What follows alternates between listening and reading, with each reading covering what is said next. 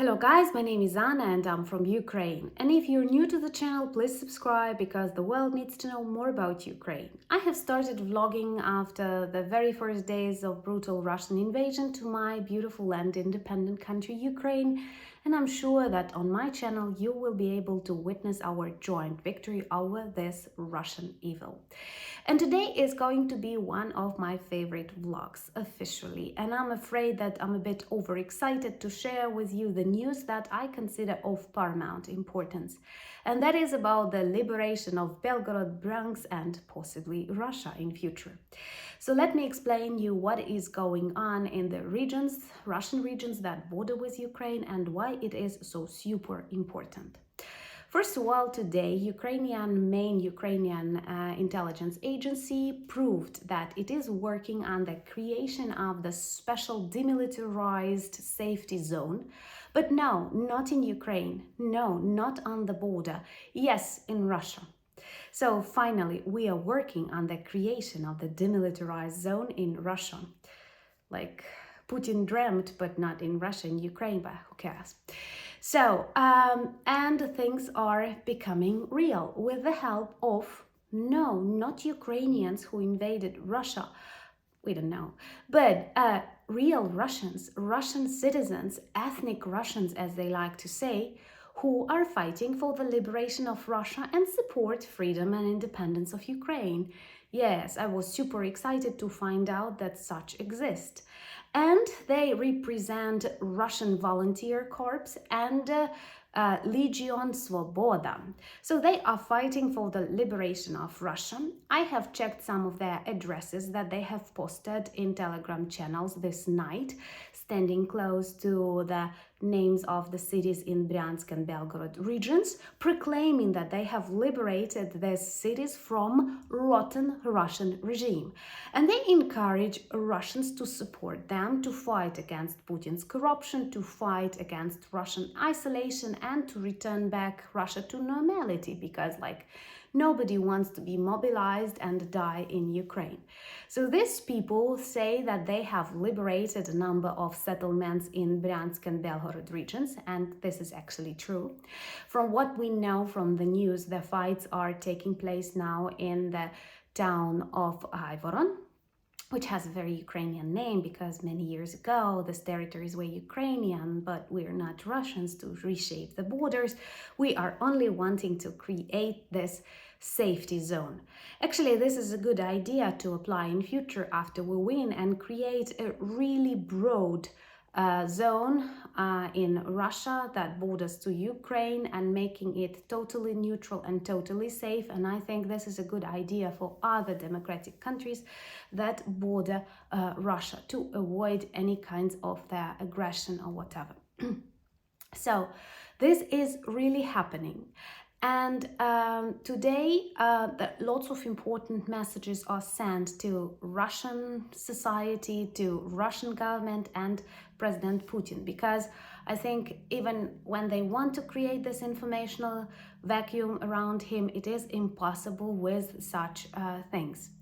So these Russian structures, military structures that are known as Volunteer Corps and Legion Svoboda are fighting against Putin's regime and against Russians' empire ambitions, because actually this is something that prevents Russia and Russians from normal living all these years, you know. And so they are working on the demilitarization of these regions, and it's extremely important because for many times they were used to target Ukrainian cities, and cities like Kherson, Mykolaiv, Zaporizhia suffer a lot from missiles, bombs and shootings that come from the territories of Belgorod and Bryansk, and we need to stop that. And the process has started. Also, this is an extremely serious informational attack, and all over Russian social media this is top news. And another important thing, that in Bryansk all day long they have air raid alarms and they are advised what to do in case of shelling. We do not target them, but people are in panic. You can see them escaping from bus stations. Advice are given how to survive chemical attack or whatever.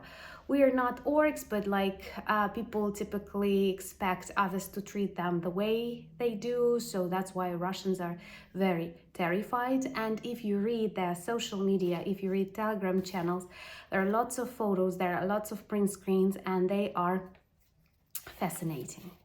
Of course, Russia has sent helicopters, tanks, and other things to these settlements, and perhaps serious fights will take place. But even if this process will not 100% succeed, or if it will be frozen, or only a couple of settlements will be under the control of these Russian volunteer groups, it is an extremely important precedent, which demonstrates, first, there are Russians who want to liberate Russia. These Russians can cooperate with Ukrainian armed forces. And come on, it was really easy to organize this operation. No one stopped them or us, I don't know, you never know. So imagine the operation, this special military operation, is finally taking place in Russia, as it must be. And so this is an answer to those who say how quickly they managed to enter Ukraine, how quickly they managed to come close to Kyiv. A year and 3 months of war, and we've managed to enter Russia pretty quickly.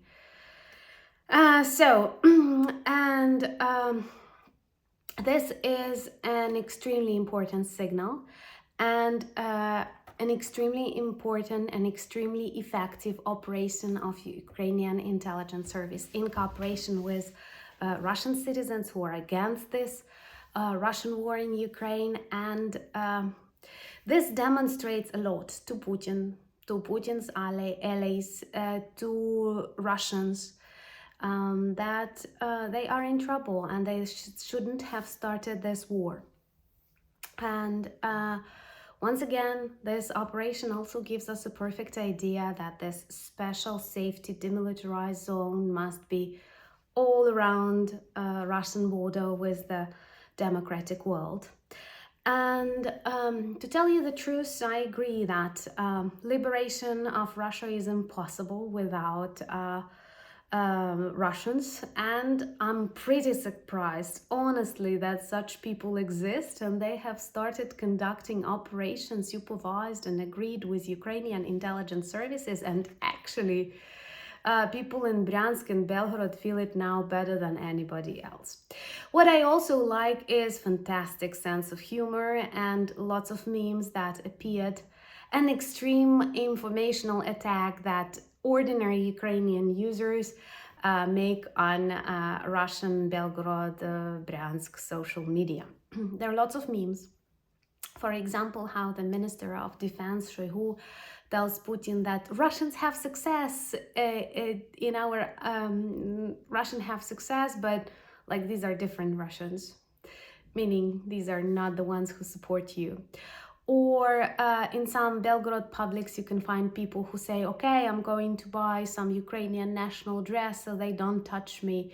Or there are some jokes on the job portals where people are looking for job and Ukrainians started posting how much is that in hryvnias and so on, so that soon Ukraine will come to Belgorod. Of course, this is not our intention, but that's the way Putin worked. He invaded Luhansk and Donetsk and then proclaimed People's Republic. So there are lots of jokes that perhaps soon Belgorod people will proclaim Belgorod People's Republic, just as people did voluntarily in Luhansk and Donetsk. And also there are lots of jokes that these are Russians asking us to liberate them, that they like Zelensky and his European tour and that they were impressed, and that's why they decided to proclaim that they want to be a part of Kharkiv region and so on. But this is super important. We have to understand that for the first time in the history of this Russian war, provoked by Russia, that was organized by Russia, that did not have any logical, normal reason to begin, Finally, it's taking place on Russian territory. There are fights in Russian villages and small settlements, but on the Russian territory. And for the sake of safety neutral zone, one more joke that I liked. It turns out that some of the nuclear weapons are pretty close to the border in this BELGOROD region. And some Ukrainian soldiers were joking like, we need 5 more kilometers and we will become a nuclear state again. So that we will be able to capture their nuclear weapons and regain our nuclear status. Of course, these are jokes, but as we say in Ukraine, there is always a part of truth in every joke. And I think, once again, even if Russia with its helicopters and tanks will come to the settlements and will kill these heroic people, actually that's the most what I'm worried about, or they will return back into Ukrainian territory. That's what I like most. Even if they stop this operation right now, this is a precedent. This is a signal. This is a vivid signal that Russia has no control over its own territory, so perhaps it's not okay to invade others. And they need to feel what it is. And if you look at the reaction of people who do not hear explosions, who are not bombed as Ukrainians for more than a year, who simply hear air raid on Russian territory and they start asking millions of questions, and perhaps they realize that propaganda machine is just a propaganda machine and it is not the constructor of reality. The problem of Putin and the problem of millions of Russians, that they were lying to each other for so long that they started believing their own lies. They are strong, that they are right, and now they see that life is different. And I honestly believe in our victory, and I believe that is going to be a good lesson for other authoritarian regimes.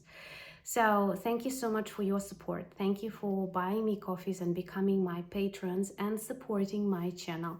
I'm really thankful for that, and thank you for standing with Ukraine. Check our merch shop, all the descriptions below this video, including links to my social media, Instagram, Twitter. You can follow me there too, and I try to share different information on different platforms. Thank you so much, and I hope you feel that today is an important day. Slava Ukraini!